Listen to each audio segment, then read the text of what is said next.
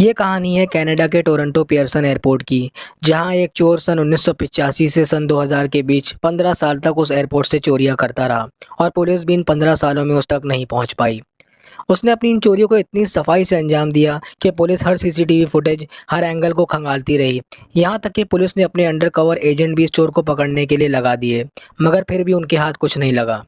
आपको जानकर हैरानी होगी कि इन 15 सालों में उसने जो भी सामान चोरी किया, उसकी कीमत $4 मिलियन तक पहुंच गई, जिसकी कीमत आज के ज़माने के हिसाब से लगभग 33 करोड़ बनती है। तो आखिर कौन था ये चोर? कैसे इसने इन चोरियों को अंजाम दिया? और आखिर ये पुलिस के हाथ कैसे लगा? ये जानकर आप हैरत में पड़ जाएंगे।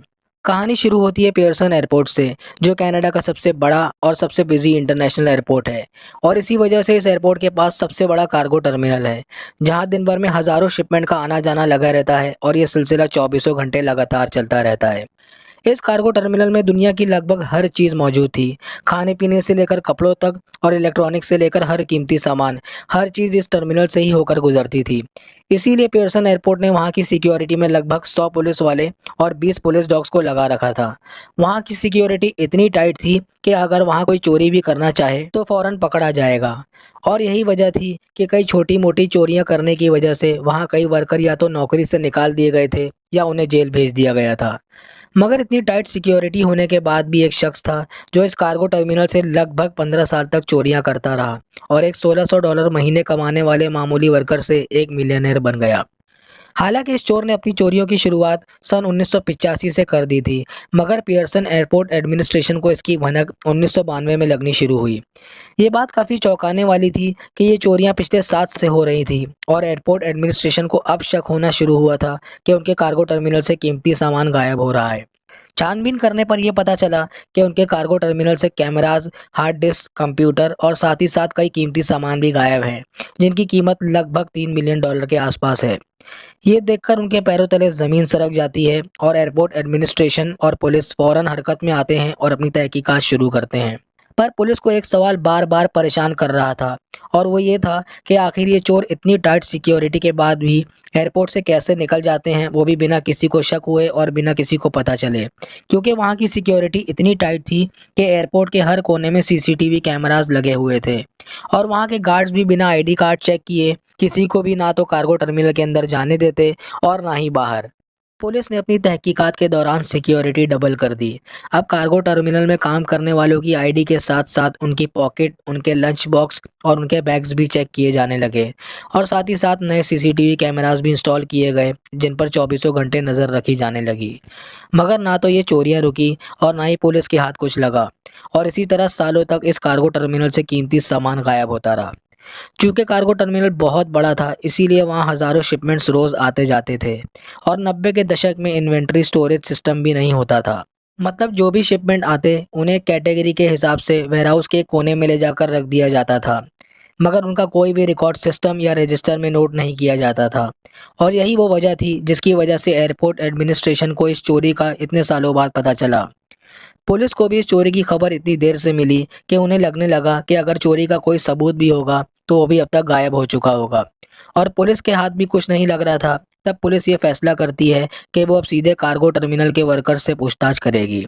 मगर वहाँ काम करने वाले वर्कर्स सालों से एक साथ काम कर रहे थे और अब वो एक फैमिली, एक गैंग की तरह बन चुके थे। पुलिस ने जब उनसे घुमा फिराकर सवाल किए, तब भी उन सबका जवाब एक जैसा ही होता। इस बात ने पुलिस को बहुत परेशान कर दिया और इस पूछताछ से भी उनके हाथ कुछ नहीं लगा। तब पुलिस एक थ्योरी पर पहुंचती है कि एयरपोर्ट के अंदर एक पूरा क्रिमिनल गैंग इन चोरियों को अंजाम दे रहा है, वो भी बहुत ऑर्गेनाइज तरीके से। पुलिस को यह भी लगता है कि ये गैंग एयरपोर्ट के हायर अथॉरिटीज़ के साथ मिलकर इन चोरियों को अंजाम दे रहा है। इसीलिए उन्हें एयरपोर्ट के हर रास्ते, हर कैमरा एंगल और हर सिक्योरिटी चेक के बारे में पता है, जिसकी वजह से वो आसानी से बच निकलते हैं। और इस पूरी चोरी में सिक्योरिटी सुपरवाइज़र, मैनेजर और ट्रक ड्राइवर सब इनका साथ दे रहे हैं। मगर जब पुलिस को चोर के बारे में पता चलता है, तब उनके पैरों तले ज़मीन सरक जाती है। ना तो ये चोर कोई सुपरवाइज़र या डायरेक्टर था जिसे एयरपोर्ट के चप्पे-चप्पे के बारे में पता था, और ना ही कोई क्रिमिनल गैंग, बल्कि ये एक ट्रक ड्राइवर था जिसने इन सारी चोरियों को अकेले अंजाम दिया था। तो कौन था ये ट्रक ड्राइवर और कैसे इसने इतनी हाई सिक्योरिटी और इतने सिक्योरिटी कैमरास के बीच इन चोरियों को अंजाम दिया? इस ट्रक ड्राइवर का नाम था हो लमोंग, जो वियतनाम का रहने वाला था और सन 1980 में अपनी जेब में $50 लेकर कनाडा के शहर टोरंटो आ गया था। उसका कनाडा आने के पीछे का बस एक ही मकसद था और वो ये था कि उसे जल्द से जल्द अमीर बनना था, फिर चाहे इसके लिए उसे कुछ भी करना पड़े। वो ये बात बहुत अच्छी तरह जानता था कि अमीर बनने के लिए उसे लोगों से बहुत अच्छे कनेक्शन बनाने होंगे। इसीलिए वो जिससे भी मिलता उनसे बहुत प्यार से और मुस्कुरा कर पेश आता और इसीलिए उसकी दोस्ती लोगों से बहुत जल्दी हो जाती। कुछ समय बाद होलामों की मुलाकात टेरेसा से होती है। टेरेसा भी वियतनाम की ही रहने वाली थी और कनाडा आकर बस गई थी। कुछ ही मुलाकातों के बाद दोनों के बीच प्यार हो गया और उन दोनों ने शादी कर ली। शादी के बाद होलामोंग टेरेसा के साथ उसके घर में रहने लगा, जहां वो अपने सौतेले बेटे बेनी के साथ रहती थी। टेरेसा एक शिपिंग कंपनी में काम करती थी और उसी की मदद से होलामोंग को शिपिंग कंपनी में एक ट्रक ड्राइवर की नौकरी मिल गई थी, जिसका काम था पियर्सन एयरपोर्ट से कार्गो शिपमेंट अपने ट्रक में लोड करना और उन्हें शहर में उनके मालिकों तक पहुंचाना। और इसके लिए उसकी जो तनख्वाह तय हुई थी वो थी $1600 पर महीना, जो कि होलामोंग के लिए एक बहुत छोटी रकम थी उसके सपनों के आगे।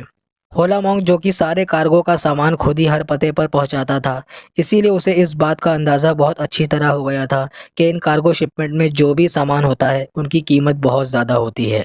और तब उसके दिमाग में इन कीमती सामान को चोरी करने का वो अनोखा तरीका आता है, जिसने 15 साल तक पुलिस और एयरपोर्ट अथॉरिटी को नचा कर रख दिया। पर होलामोंग के लिए सबसे बड़ी दिक्कत ये थी कि वो इन कार्गो में से अगर डायरेक्ट चोरी करता तो पकड़ा जाता, और तभी वो फैसला करता है कि वो पियर्सन एयरपोर्ट के कार्गो टर्मिनल के अंदर जाकर वहाँ से चोरी करेगा। मगर ना तो उसके पास आईडी कार्ड था और ना ही वो उस एयरपोर्ट पर काम करता था, और वहाँ बिना आईडी कार्ड दिखाए किसी को भी अंदर जाने नहीं दिया जाता था। और जो लोग वहाँ काम करते थे उन्हें अपना आईडी कार्ड हर समय अपने गले में पहन कर रखना होता था, और इसी वजह से उसे अपना ट्रक लेकर उस वेयरहाउस के बाहर इंतज़ार करना पड़ता था, जहाँ वर्कर्स अंदर से कार्गो शिपमेंट लाते और उसके ट्रक में लोड कर देते। जैसा कि मैं आपको पहले भी बता चुका हूँ कि होलामोंग लोगों से कनेक्शंस बनाने में बहुत माहिर था, और इसीलिए उसने वेयरहाउस में काम करने वाले वर्कर्स जो उसके ट्रक में सामान लोड करने आते थे उनसे भी बहुत अच्छे कनेक्शंस बना लिए थे। इसके लिए उसने कई बार उन्हें छोटे-मोटे तोहफ़े दिए और अपने घर पर उन्हें खाने के लिए भी बुलाया। इससे वर्कर्स और होलामोंग के बीच की दोस्ती काफ़ी गहरी हो गई। होलामोंग अपने कनेक्शन और दोस्ती बनाने के साथ-साथ इस बात पर भी ख़ास नज़र रखे हुए था कि इन वर्कर्स में से किसे सबसे ज़्यादा पैसों की ज़रूरत है, किसकी सैलरी सबसे कम है और किसके सर पर लोन है जो उन्हें चुकाना है। क्योंकि वो ये बात बहुत अच्छी तरह जानता था कि जो भी वर्कर्स इन हालात से गुज़र रहे होंगे, वो बहुत आसानी से रिश्वत लेने के लिए राज़ी हो जाएँगे। एक सुबह एक वर्कर होलामोंग के ट्रक में कार्गो शिपमेंट लोड कर रहा था। तभी होलामोंग उसके पास जाता है और उससे कहता है कि वो बिना किसी को बताए उसके ट्रक में कुछ एक्स्ट्रा शिपमेंट लोड कर दे और बदले में वो उसे $2000 देगा। वो वर्कर उसकी ये बात सुनकर चौंक जाता है, और चूंकि उसे उसकी तनख्वाह से ज़्यादा पैसे एक ही बार में मिल रहे थे, इसीलिए वो फ़ौरन इस काम के लिए राज़ी हो जाता है। वो वर्कर ये बात बहुत अच्छी तरह जानता था कि कार्गो टर्मिनल इतना बड़ा है कि वहाँ से कुछ शिपमेंट गायब भी होते रहेंगे, तब भी किसी को कुछ पता नहीं चलेगा। होलामोंग की चोरी का ये वो पहला कदम था जो उसने कामयाबी के साथ आगे बढ़ा लिया था। अब वो वापस अपने घर आता है और उस कार्गो शिपमेंट को खोलता है, जो पूरा का पूरा इलेक्ट्रॉनिक सामान से भरा हुआ था और जिसकी कीमत लगभग $1,00,000 थी।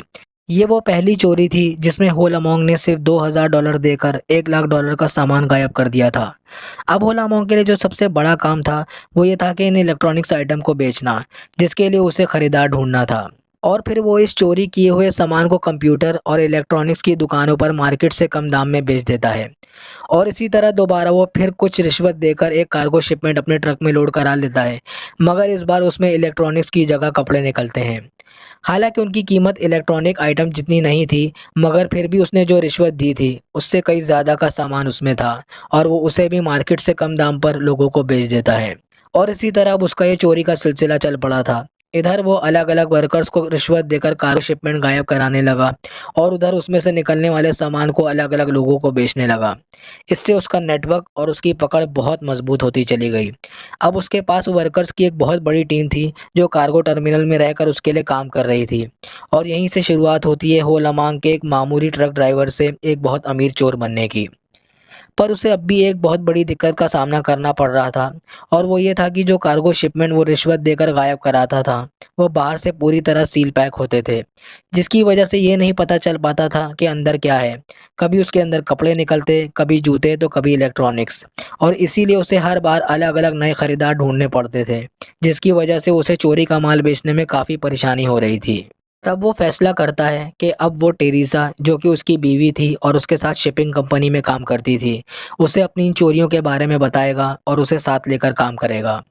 टेरेसा को साथ लेने के पीछे की वजह ये थी कि शिपिंग कंपनी के ऑफिस में टेरेसा जिस डिपार्टमेंट में थी, वहाँ कार्गो शिपमेंट के डॉक्यूमेंटेशन का काम होता था, जिससे ये आसानी से पता चल सकता था कि कौन सा शिपमेंट कब आने वाला है, कौन सी फ्लाइट से आने वाला है, उसे कहाँ रखा जाएगा, उसमें क्या-क्या सामान है और उसकी कीमत क्या होगी। होलामोंग की बात सुनकर टेरेसा उसका साथ देने के लिए तैयार हो जाती है। अब होलामोंग ज़्यादातर कीमती शिपमेंट्स पर ही नज़र रखने लगा, क्योंकि उसे पहले से ही उनकी लोकेशन की खबर होती थी, जहां वो अपने बंदों को रिश्वत देकर उन कीमती शिपमेंट्स को निकलवा लेता था। और चूंकि उसे ये पहले से ही मालूम होता था कि उस शिपमेंट के अंदर क्या है, वो उनका सौदा पहले ही कर देता था। इसका मतलब ये था कि उसके हाथ में शिपमेंट आने से पहले ही वो बिक चुका होता था। अब होलामोंग का लालच बढ़ने लगता है और वो अब छोटे शिपमेंट्स के साथ-साथ बड़े शिपमेंट्स भी गायब करने लगता है। जहां वो दिन भर में पहले 1 या 2 शिपमेंट चोरी करता था, अब वहीं 3 से 4 शिपमेंट चोरी करने लगा। पर ज़्यादा शिपमेंट्स चोरी करने की वजह से उसे कई परेशानियां होने लगीं। चूँकि बड़े शिपमेंट में सामान काफ़ी ज़्यादा होता था और इसीलिए उसे बेचने के लिए अब उसे और ज़्यादा खरीदारों की ज़रूरत थी। और होलामोंग के लिए अब अकेले ये सब सँभालना काफ़ी मुश्किल हो रहा था। इसका मतलब ये था कि वो शिपमेंट तो ज़्यादा चुरा ले रहा था, मगर सही डिस्ट्रीब्यूशन और मैन पावर ना होने की वजह से वो उसे बेच नहीं पा रहा था। तब वो फैसला करता है कि वो अपनी बीवी के सौतेले बेटे बेनी को अपने साथ शामिल करेगा। बेनी होलामोंग के साथ काम करने के लिए तैयार हो जाता है और शिपमेंट के सारे सामान को बेचने और डिस्ट्रीब्यूशन की जिम्मेदारी संभाल लेता है। अब बेनी को ज़रूरत थी ऐसे खरीदारों की जो उससे पूरा शिपमेंट का सामान एक ही बार में ख़रीद लें, और इसके लिए उसने उन शिपमेंट्स के नकली बिल्स बनवाए और साथ ही साथ फ़र्ज़ी नाम से अपने लिए विज़िटिंग कार्ड्स भी छपवाए। अब वो जहाँ भी जाता शिपमेंट का सामान बेचने, वो वहाँ लोगों को विज़िटिंग कार्ड देता और ये बताता कि वो एक शिपिंग कंपनी से आया है और उसका नाम जो यांग है, जिससे शॉप ओनर्स को ये यकीन हो जाता कि वो एक सही आदमी से सारा लीगल सामान खरीद रहे हैं। हालांकि बेनी इन सभी शिपमेंट के सारे सामान को बहुत बखूबी और बहुत सफाई से बेच रहा था, मगर उनके सामने जो सबसे बड़ी परेशानी खड़ी थी, वो ये थी कि बार-बार शिपमेंट चोरी करने की वजह से उनके पास इतना ज़्यादा सामान जमा हो गया था कि अब इसे रखने की जगह नहीं थी। जैसा कि मैं आपको पहले बता चुका हूँ कि शिपमेंट ज़्यादा चुरा लिए गए थे, मगर सही डिस्ट्रीब्यूशन न होने की वजह से वो बिक नहीं पाए थे। अब इस परेशानी से निपटने के लिए होलामोंग को एक बड़ी और सेफ जगह चाहिए थी, जहां वो आसानी से सारा सामान रख सके और पुलिस भी उस तक ना पहुंच सके। इसीलिए वो 2 घर खरीदता है जो एक दूसरे के अगल-बगल होते हैं। एक घर में वो खुद रहने लगता है और दूसरे को वो स्टोरेज गोडाउन की तरह इस्तेमाल करने लगता है। होलामोंग ने जो दोनों घर लिए थे, उनके अगल-बगल और भी घर थे, जहां उसके पड़ोसी उसे अक्सर स्टोरेज गोडाउन से सामान लाते ले जाते देखते। ये बात उन्हें बहुत अजीब लगती और वो ये सोचने पर मजबूर हो गए कि आखिर उनका पड़ोसी दिन-रात यहाँ से क्या लाता ले जाता रहता है। होलामोंग को इस बात की भनक लग गई थी कि उसके पड़ोसी उसे शक की नज़र से देखने लगे हैं, और तभी वो फिर से अपना पुराना पैंतरा आज़माता है। वो एक-एक करके अपने सभी पड़ोसियों के घर गया और उसने अपना इंट्रोडक्शन देते हुए उन्हें ये बताया कि वो पड़ोस में अभी नए-नए रहने आए हैं, और साथ ही साथ उनके लिए तोहफ़े भी लेकर गया। कुछ लोगों ने उससे पूछा भी कि उनके घर में शिपमेंट का सामान क्यों है, जिस पर उसने उन्हें ये बताया कि वो शिपिंग इंडस्ट्री में काम करता है और कभी-कभी वो अपने घर को वेयरहाउस के लिए इस्तेमाल करता है। चूँकि होलामोंग अपने पड़ोसियों से बहुत अच्छी तरह पेश आता था और उसकी ये वेयरहाउस वाली कहानी की वजह से पड़ोसियों का उस पर से शक खत्म हो जाता है। चूँकि होलामोंग के पास डिमांड और सप्लाई सही ना होने की वजह से उसके पास खरीदार कम थे और कार्गो शिपमेंट ज़्यादा, इसीलिए उसका दूसरा घर भी पूरी तरह से सामान से भर चुका था। और तब आता है 90 का दशक। ये वो दौर था जब अमेरिका में इंटरनेट दस्तक दे चुका था और इसी के साथ कुछ ऑनलाइन सेलिंग वेबसाइट्स भी इंटरनेट पर आ गई थी, जिनमें से एक थी ईबे.com। ईबे वो वेबसाइट थी जिस पर कोई भी दुनिया के किसी भी कोने से कोई भी सामान खरीद या बेच सकता था। ये वो दौर था जब वेबसाइट्स में रजिस्टर करने के लिए कोई आईडी प्रूफ की ज़रूरत नहीं पड़ती थी। वेबसाइट्स की बस एक ही प्रायोरिटी होती थी, वो थी कस्टमर सैटिस्फैक्शन। इसके अलावा वो किसी और चीज़ पर ध्यान नहीं देते थे। और इसी का फ़ायदा उठाकर होलामोंग ने ईबे पर अपना रजिस्ट्रेशन किया और मार्केट रेट से बहुत सस्ते दामों पर अपना चोरी किया हुआ सामान बेचने लगा। अब होलामोंग के पास कनाडा के साथ-साथ पूरी दुनिया से ऑर्डर आने लगे, जिसकी पैकिंग और प्रोसेसिंग वो अपने स्टोरेज गोडाउन से करने लगा। और देखते ही देखते उसकी सेल 1 महीने में $75,000 तक पहुंच गई। और इसी तरह वो ईबे पर अपना सामान कई सालों तक बेचता रहा। अब वो जितने भी कार्गो शिपमेंट चुराता, वो सब बहुत आसानी से बिक जाते। ये चोरी पूरे 15 सालों तक चलती रही और इसमें हो लामोंग का सबसे ज़्यादा जिसने साथ दिया वो थे कार्गो टर्मिनल में काम करने वाले वर्कर्स। वो वर्कर्स भी इसीलिए इतने ज़्यादा वफादार थे क्योंकि इन 15 सालों में हो लामोंग ने उनके लोन्स चुकाए, उनके हॉस्पिटल बिल भरे और वक्त-वक्त पर उनकी पैसों से भी मदद करता रहा। और फिर 21 नवंबर 2001 की सुबह टोरंटो के पुलिस स्टेशन में फ़ोन की घंटी बजती है। फ़ोन पर आदमी पुलिस को ये बताता है कि उसके कंप्यूटर स्टोर में चोरी हो गई है। ये वो चोरी थी जिसका हो लामोंग से कोई लेना देना नहीं था, मगर इस चोरी ने हो लामोंग के पूरे चोरी के ऑपरेशन को पकड़वा दिया। पुलिस मौका वारदात पर पहुंचकर छानबीन शुरू करती है और देखती है कि ज़्यादातर उस स्टोर से हार्ड ड्राइव्स चुराई गई हैं। पुलिस जब उन हार्ड ड्राइव्स के सीरियल नंबर के रिकॉर्ड्स को चेक करती है, तब वो सीरियल नंबर एयरपोर्ट से चोरी हुई हार्ड ड्राइव के सीरियल नंबर से मैच हो जाते हैं। ये वो वक्त था जब पुलिस के हाथ सबसे बड़ी कामयाबी लग चुकी थी। अब पुलिस उस स्टोर के मालिक से पूछताछ शुरू करती है कि उसने ये हार्ड ड्राइव्स कहाँ से खरीदी, जिस पर वो उन्हें ये बताता है कि उसने ये हार्ड ड्राइव एक जो यंग नाम के शख्स से खरीदी है, जो एक शिपिंग कंपनी से आया था। स्टोर का मालिक पुलिस को जो यंग का कॉन्टैक्ट नंबर भी देता है। नंबर की छानबीन करने पर पुलिस को ये पता चलता है कि जो यंग का नंबर किसी बैनी के नाम पर रजिस्टर्ड है। वही बैनी जो हो लामोंग का सौतेला बेटा था। अब पुलिस बैनी का फ़ोन सर्विलांस पर डालती है और उस पर कड़ी नज़र रखनी शुरू करती है। पुलिस बैनी को उसके स्टोरेज वेयरहाउस से सामान निकालते हुए पकड़ लेती है और उस वेयरहाउस के अंदर बाकी सामान देखकर पुलिस को ये समझते देर नहीं लगती कि यही वो सामान है जो पिछले 15 सालों से पियर्सन एयरपोर्ट से चोरी हो रहा है। बेनी को हिरासत में लेने के बाद पुलिस उससे सख्ती से पूछताछ करती है, जिसके बाद बेनी हो लामोंग का नाम कबूल देता है। पर पुलिस हो लामोंग को रंगे हाथों पकड़ना चाहती थी, इसीलिए बजाय उसे गिरफ्तार करने के पुलिस उस पर नज़र रखने लगी। पुलिस ने उसे रंगे हाथों पकड़ने के लिए उसके ट्रक का पीछा किया, जहां वो शिपिंग कंपनी से एयरपोर्ट गया और वहां से कार्गो शिपमेंट अपने ट्रक में लोड करके लोगों तक पहुंचाए और चोरी किए हुए शिपमेंट अपने स्टोरेज वेयरहाउस में ले जाकर रख दिए। यही वो वक्त था जब पुलिस हो लामोंग के घर पर रेड मारती है और उसे और टेरेसा को चोरी के सामान से भरे वेयरहाउस के साथ गिरफ्तार कर लेती है। चोरी किए हुए शिपमेंट की तादाद देखकर पुलिस हैरत में पड़ गई और साथ ही साथ पुलिस को उनके घर से बहुत सारा कैश बरामद हुआ, जो उन्होंने बेड के अंदर, सोफे में, सीढ़ियों के बीच और बैनी के रूम में छुपा रखा था। उस बरामद हुए कैश की कुल रकम $1.2 मिलियन निकली। अब हो लामोंग, टेरेसा और बेनी तीनों पर चोरी करने का और चोरी का सामान रखने का केस दर्ज होता है। ट्रायल से पहले हो लामोंग पुलिस से ये कहता है कि वो अपना जुर्म कबूल लेगा और बाकी चोरी का सामान बरामद करने में भी कोऑपरेट करेगा, मगर बदले में उन्हें टेरेसा और बेनी को छोड़ना होगा। वो पुलिस के सामने अपना जुर्म कबूलता है, चोरी का सामान बरामद करवाता है और उससे कमाए हुए $3 मिलियन भी वापस कर देता है। उसके इस कोऑपरेशन की वजह से पुलिस टेरेसा और बेनी को छोड़ देती है और हो लामोंग की सज़ा भी 12 सालों से घटाकर 2 साल कर दी जाती है। ये थी कहानी उस शातिर चोर की जो पुलिस और एयरपोर्ट अथॉरिटी की आंखों में 15 सालों तक धूल झोंक कर चोरियां करता रहा। आपको ये कहानी कैसी लगी कमेंट सेक्शन में लिखकर ज़रूर बताएं। चैनल को लाइक और सब्सक्राइब करें। मिलते हैं नेक्स्ट वीडियो में।